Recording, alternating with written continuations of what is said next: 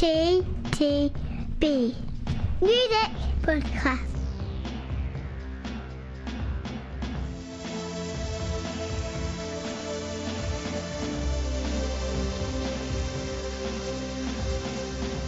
Aha. Sound. That bit is working. Is this bit working? I don't know. Can you hear me? It's the early effects of Brexit. The sound has gone all to fuck. Can you hear me? Does anybody know a engineer that can come round and fix some dodgy mics and two doddering old... I've got a man that can fix your car. Yeah. Speaking of doddery old men. Yeah, there's quite a few here, isn't there? Yeah. Ourselves included. Yes, podcast. I think it's podcast 7. I've lost count. Yeah. Sounds like I count. I know we're way behind. I But wrote 8 somewhere, but I think you're right. It could be 7. Could actually be 7. I know. It's 7 or 8. Anyway, I'm sure somebody out there. I know we didn't record 2 together last time. No, we didn't. Any No. jiggery-pokery like that. No, we didn't. No, we didn't do that. Anyway, this time, Paul Weller, Orbital, Christine and the Queens, Therapy, Carrie Underwood, and Paul McCartney. And it's not doing the Beatles, we're not doing the White Album reissue with 75 billion outtakes and Can't afford stuff. Yeah. So there is that as well. yeah. Anyway, we can afford all these fine artists. So let's start with apparently the 4th solo album from Mr. Weller. Modfather, Godfather, Mortgage my house for a Beatles record, whatever his name is. Yeah. Anyway. Yeah, True Meanings, Go Paul on. Weller, Pete. It's me. Right, okay. True meaning. Why do we have to start with Paul Weller? You know, I'm just going to come off sounding negative. Well, there you go. Oh, Sound spoiler negative. alert. Right, okay. You're not like Gentlefolky Weller. Birth. I don't know. I don't know what it is. The man's never really offended me as such musically, but I just have a bit of a block. Clearly he has. Well, all right, maybe he has. I just have a bit of a block to Weller. I have a bit of a block to Weller because I think I sort of I didn't come musically of age, but I certainly was of a time when Wild Wild Wood and Wild Wood. you know, Wildwood. Wildwood. Yeah, Wildwood. I'm thinking of confusing Will it with Will Smith. Yeah. Wild West. Wild Wood. That crossover album they never made. Yeah, you know that one. And what was the one after it? Stanley Road. Yeah, Stanley Road's all right. Stanley Road's a great record. But there was a period when it was just, oh, you gotta love Weller, man. You gotta love Weller. I'm just like, for me, Weller's always been. You're now wanting to leave Weller alone. Yeah, Weller alone. Hey. Anyway, so that short period of the mid '90s aside, yeah, never really. And the Jam, obviously. Never. Yeah. Oops. Yeah, these people that had These bands people that had bands before bands, you know. Looking at you, Macca. Yeah. Oh, I'm just waffling now. Yeah, it was all right. I was not overly enamoured. What else? Let's start at the end of the album, because the end of the album was actually positive. I thought the final third of the album actually came off really strong. So I went into this with my Weller resistance quite high. Yeah. Oh, so here we go again. And again, whilst I think the album as a whole was a little bit too long. Yes, I may come back to that point, at least on one of their albums during this podcast. I actually found that the final third was much stronger and actually much more enjoyable. So I genuinely liked Wishing Well. I tried to get my head around Bowie, but I sort of did. And other tracks I enjoyed Mayfly, and actually Castles was really jolly, I suppose. Yeah, I quite like Old Castles. Yeah. Just generally. Yeah. Generally, I like Castles. National Trust, remember me? Yeah, Leeds. Leeds isn't actually in the National Trust or in Leeds.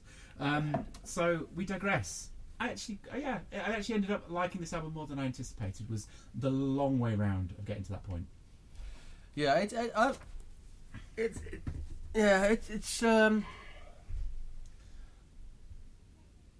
I quite like it, but I kind of know where you're coming from. It's almost so laid back it's kind of horizontal at times. This record, it is just kind of like, you know, acoustic guitar to the fore, stripped down, very light orchestration, and there is because of that, and because there aren't any peaks and troughs particularly. No, it is very on level. Yeah, one note. Which for a record that lasts almost an hour can cause you to drift occasionally. Yes. However, that is not to say, I think you've drawn out the fact that it's not to say that there aren't good tracks and good songs on the album. It's just that taken as an album in its entirety, you do find it dragging a bit and thinking, oh, is this still on? Or, are we still on the same track? Which is never what you want. Yeah, and also, but it seems very heartfelt, personal, kind of reflective lyrically and stuff like that. And I quite like the first couple of tracks, Soul Searchers Glide and Mayfly, which you I like Mayfly. alluded to. Yeah. And then as you say, it kind of wavers a bit and comes back strong towards the end. I had this really weird thing, and this is probably something that I'm not sure Paul Weller would appreciate or not, or maybe he would. Who knows? But there was definitely moments when I was listening, kind of mid to late album, particularly the second listen through, when I was thinking, is it wrong that I'm sat here thinking it wouldn't take much tweaking for me to actually hear Michael Bublé doing a couple of these tracks? And I mean that in the nicest possible way, not in a negative to either Mr. Bublé or Mr. Weller, but there were some of the tracks I'm thinking, with the orchestration coming in and thinking, actually I could see the Bublé coming in and just with a little tweaking, kind of nailing some of this material and making it his own. But that's just a strange thing. Apparently the song called Bowie was written the day after Bowie died, by all accounts, but if that adds anything to the... Adds nothing. Yeah, that's what I thought as well. Moving on to the return of Orbital. 9th studio album, and you always kind of worry. Well, I always kind of worry when bands get back together, especially when they're brothers. There comes a time in life when you worry. Yeah. About such things. You think, oh no, leave it. So when they're related and all that as well, it's just. And so part of me was thinking, Orbital back. I was both really excited and really apprehensive about this record. But yeah, with the opening couple of bars of the title track, which is the first track, I thought, oh, we're back, this is fine. No, it's a Panic Scott. Big typical Orbital song. Yeah, this is alright.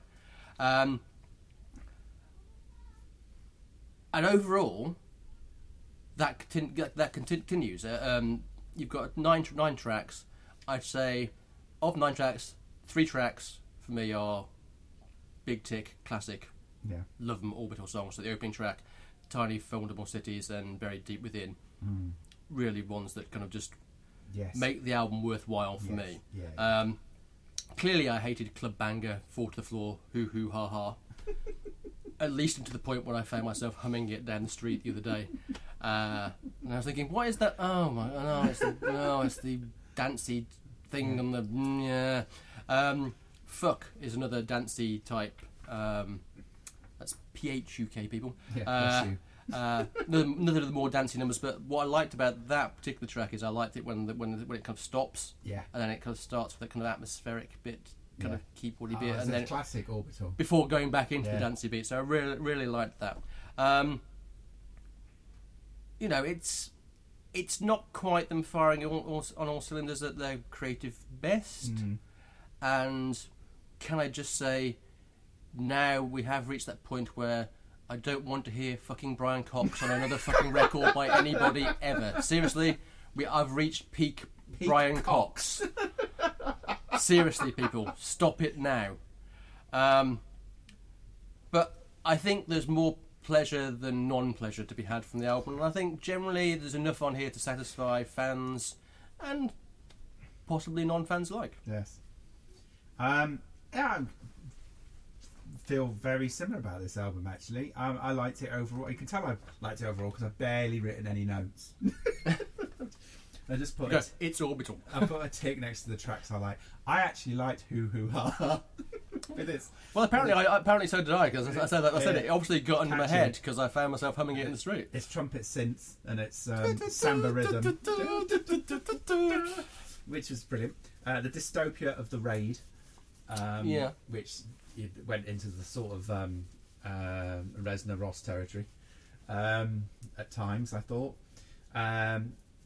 Folk, classic. Very deep within, you obviously mentioned.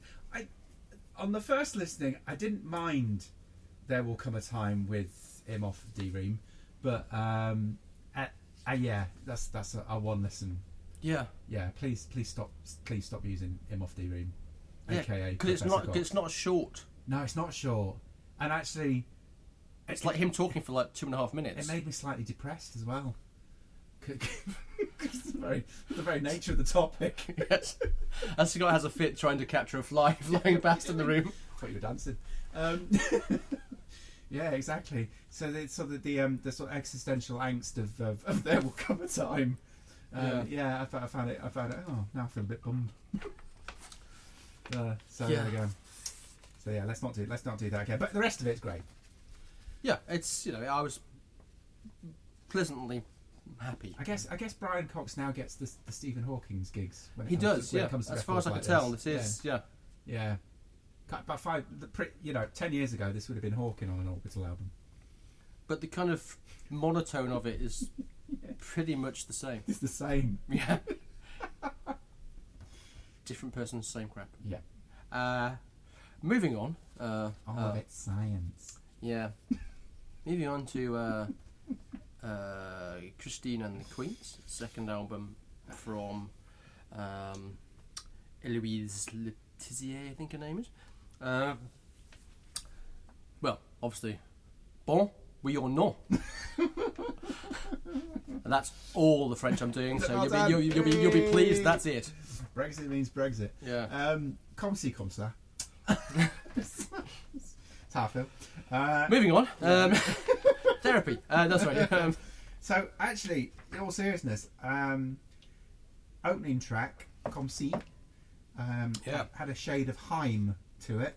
I felt there was quite a lot of Haim going on this album. Haim, but Haim put through some sort of 80s soul funk blender. Yeah. Which when you think where Haim starts, what that ridiculous sentence that was I just said.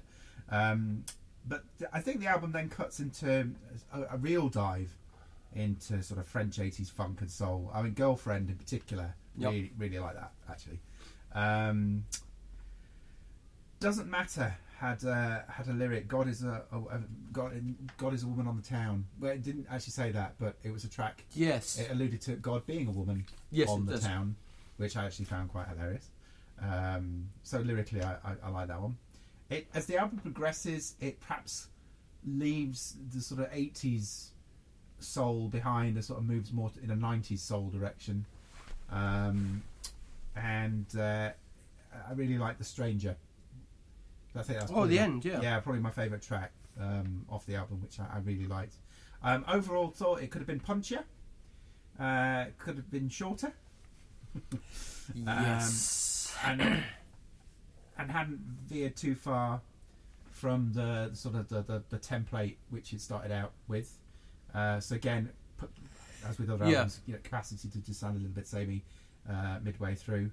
And yes, I did fall into the trap of listening to the French version immediately after the English version. To be fair, the English version is half French anyway, so... Yeah, it's... Like, this sounds familiar. He said on track 3. I'm going to start with the length bit, because I think you're right there. My main criticism of this album would be that actually in that sense I started thinking about the 1975 album that we reviewed last year, maybe it was last year, or possibly the year before. And this album had that thing going on where there was quite a lot on it that I really liked and stuff, but the album was not ruined as such, but there was some detraction from it, from the fact that it reached a point when I'm thinking, it's finished now, right? Yeah. And yeah. and then it hadn't finished, and No. it's still going on. You think, oh, see, I'd have preferred it if we just stopped by now, because I'm starting to, as you say, it's whilst it is, I suppose you could argue quintessential 2018 pop, as in blending the cold R&B thing and pure pop and all the kind of tropes that you hear in a lot of modern music. It does it very, very well and very, very stylishly in a way that within the songs themselves, I don't think it ever gets boring. And it's interesting, 'cause I think she's one of those artists where, at least for me, instinctively, part of me just wanted to not like and hate, because, you know, even off the back of the first album, critics were kind of like almost fawning all over her, kind of saying, you know, greatest thing to come out of France ever, blah blah blah blah blah. Hello, that's a parody. You know, Johnny Halliday. But to be fair, the critics are essentially right. She is clearly a very, very, very, very talented and genuinely interesting and inventive artist in the true sense of the word. 'Cause you get the feeling that the Chris and the Christine of Christine and the Queens is a kind of character she's taken on, rather than the Eloise Letizier who she actually is. And I think I think what it is a good pop record, good modern pop record. I say I can come see this the start. Right, I love that. I love the Walker. Doesn't matter. I quite like the Goya Soda as well. Has that kind of choral kind of vocal thing going on, and it really liked. Similarly, The Stranger I really thought was a great track as well.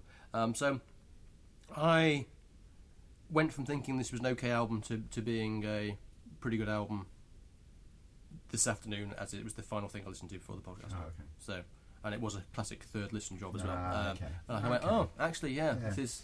But the length thing definitely. Even though I think it's only 45 minutes, it feels longer. There is something about it that makes it feel longer for some strange reason. I'm not sure why. Same thing can't be said for the Therapy album, which is literally half an hour. The 15th studio album from Northern Ireland's finest. Return of Andy Cairns and co.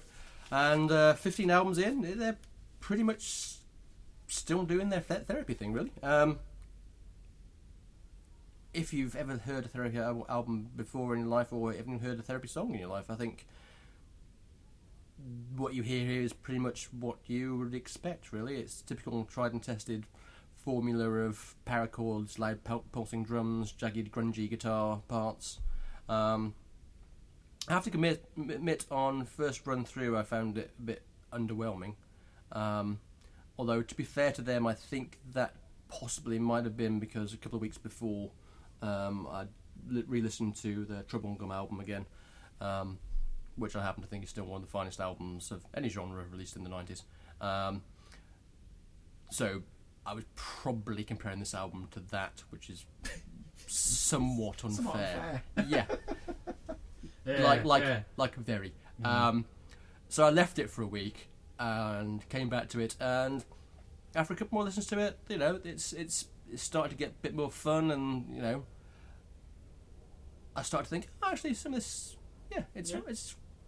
it's a classic. Dare I say it? It's a classic CTTB solid album. Yeah. Really like Callow, Success, No Sunshine towards the end as well. I thought it was a really great song.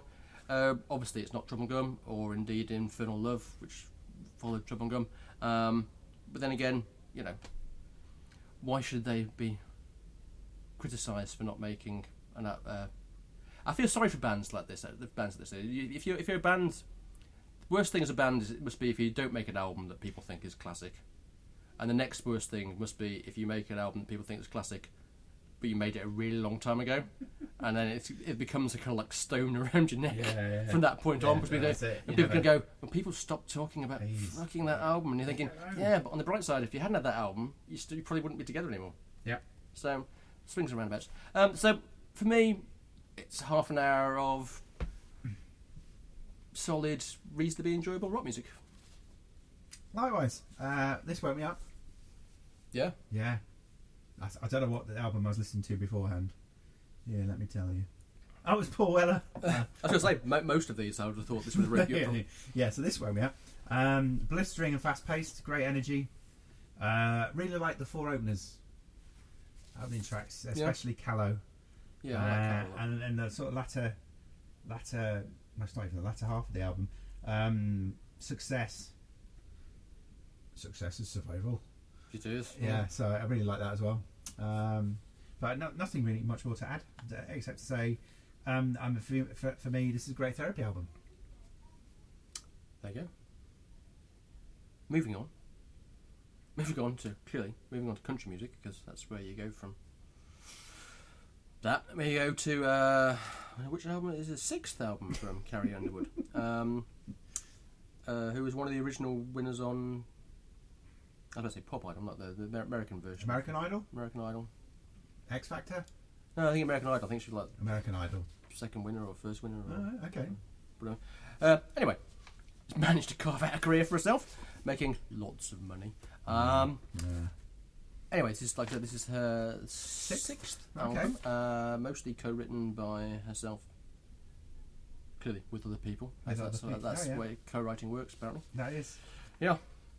So, are we crying pretty, or are we just crying? It's more songs from the classic "Come Taste the Band" Heartbreak Hotel. We've not had one of these for a while. No, this is true. We haven't. This is very true. Yeah. No, it's all right. It is what it is. It's classic country, American singer, songwriter, co-writer.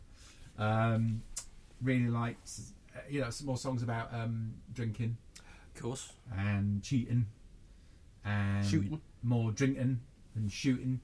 Well, a lot of shooting, as the case maybe. And going down south, but not the English one, the American one. Yeah.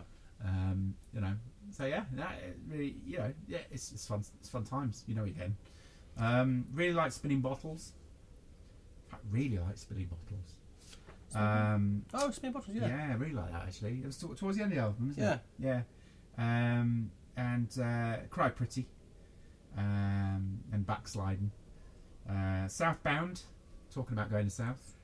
That was just hilarious, because that was just about like kids and some not so young kids just getting cranked up on pills and booze and spring break.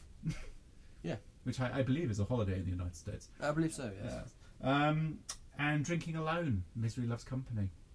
Yeah, classic country drinking song. Yeah, country drinking. Well, am I drinking alone when we could be drinking alone together? That sort of thing. True. Yeah, I enjoyed that. Yeah. Didn't quite. It's the end of the album really tailed off for me. The last couple of tracks wasn't such a fan of. Love Wins, sort of new country anthem, if a little grand. So bizarrely, that I wrote great example of modern classic country pop. See, didn't like it. But other than that, all good. 8 out of 10. Yeah. I agree. It's a very polished record. Yeah, I think that's why I knock a point off. Which I was thinking. Yeah. I think is both a good and bad thing, bizarrely, because it does sound great, but I think some of the quality of the songs perhaps get lost in the kind of sheen of that kind of production, big production. So some of it does feel like country by numbers. Yeah. A bit too polished. I like my country to be a bit rough. However, saying that, Cry Pretty, which is the opening track, is arguably country by numbers, but it's still a bloody good song. It sounds good though. Yeah. So it's, I think. I think my favourite track on the album is actually probably the Bullet, which is kind of anti-guns kind of song, which starts off kind of old school, kind of acousticy, and then picks up. I really like that. I thought it was interesting that you have that bit in the middle with I think that song we used to make love to, and there's one other. Is it? End Up With You, where it clearly goes all a bit kind of R&B, Yeah. modern R&B. So it's going to hey, let's have a crossover hit with some kind of that kind of stuff, which didn't really work for me. It felt a bit fake. Yeah, it dates it as well, I think, now, doing that sort of thing. Yeah, and you know, maybe she wanted to do that kind of stuff, or maybe she didn't. I don't know, but it detracted from the record for me. So I wasn't really buying it at that point. But yeah, it's a solid country record. I think, as you said, it's you know, it's she's clearly an artist who knows what she's doing, and it's all right. We should no doubt return to the Heartbreak Hotel, which is CCTV music. Speaking of artists who know what they're doing, so Therapy have Trouble Gum hanging over them. Thankfully, Paul doesn't have such issues because he didn't make that album. No, exactly. And thankfully, he's roped in our mate Greg. You know, Greg Kirsten, who produced the Churches album and then produced the Foo Fighters album, and also done Sia and Adele and all that. Yeah. Got him in to produce his album to make him sound credible. Right. Seems to have worked. Yeah. I actually quite like this record. Mm-hmm. This is the first McCartney record I've liked for a long time. Okay. How long? Well, no. How long? I'll take it back. No, okay, I'll clarify this. I take it back. Yeah. And also it depends on how we're describing a McCartney album, because obviously we reviewed the Fireman album. Yes. And we both liked that. Yes. But that's not really. That's not really. That's a thing in itself. Yeah. The album's too long. Yes.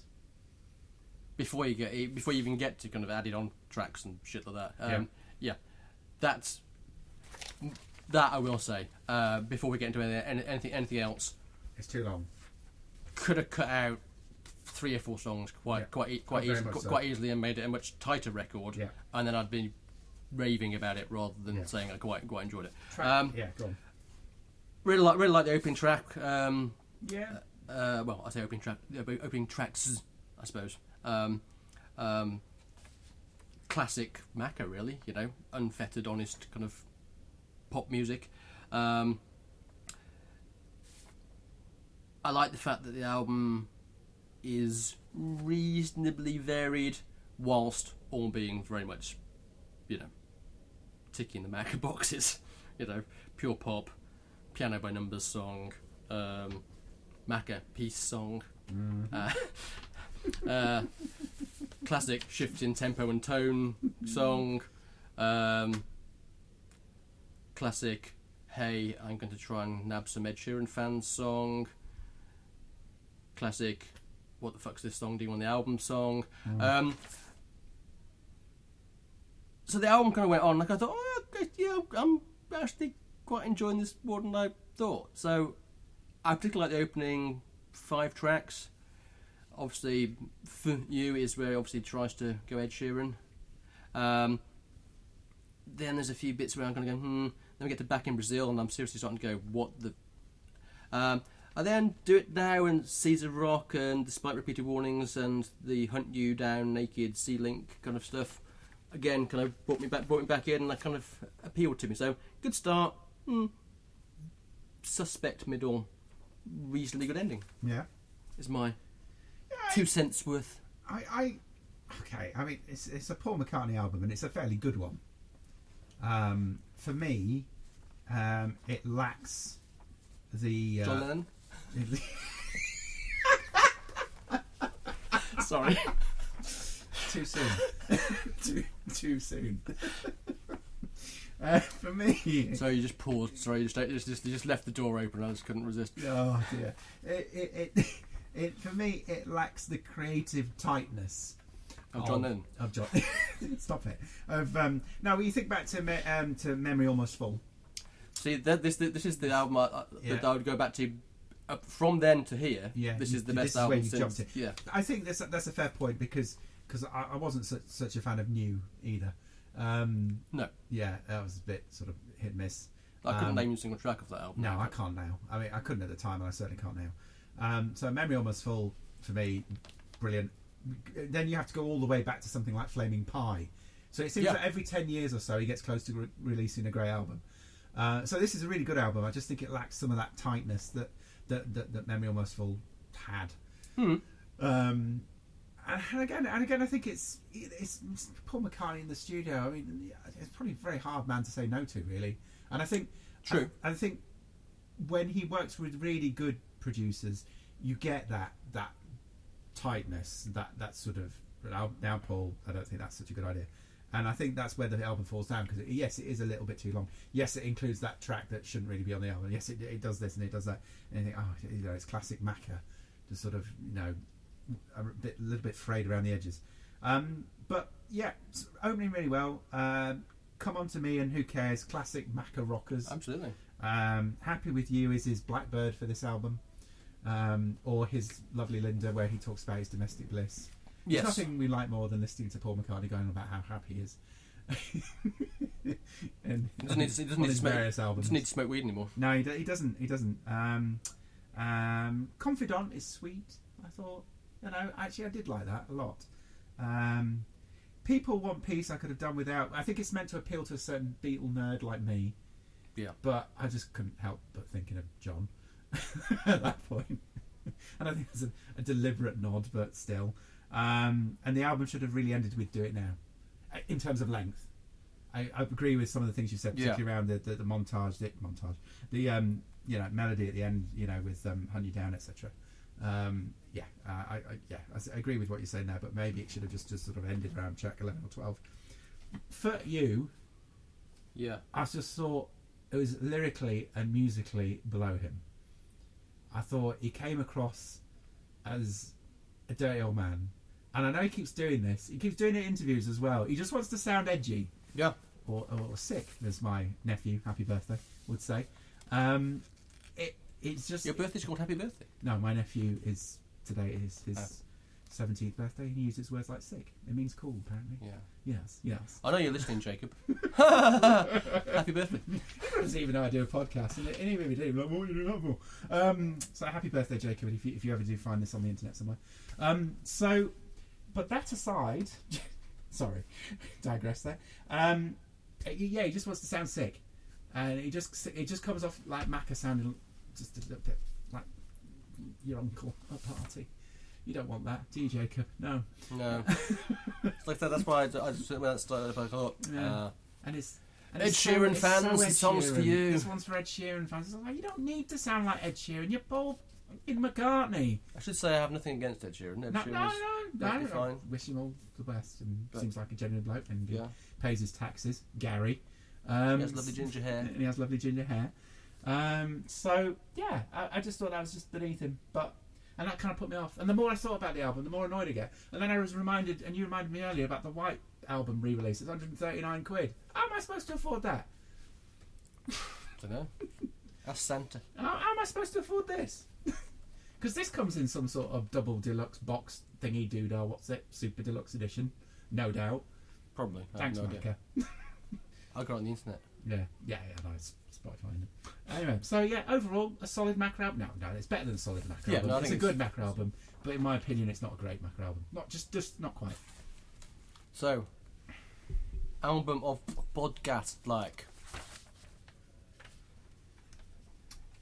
You're on a desert island. On a desert island with Paul You McCartney. can only take one of them. Paul McCartney's about to start singing a song again. So what do I reach for? A rock. I've got another one here for you, Peter. Orbital. Yeah. Okay, done. Done. Hey. Till next time, which might be next year, who knows? Who knows? See ya.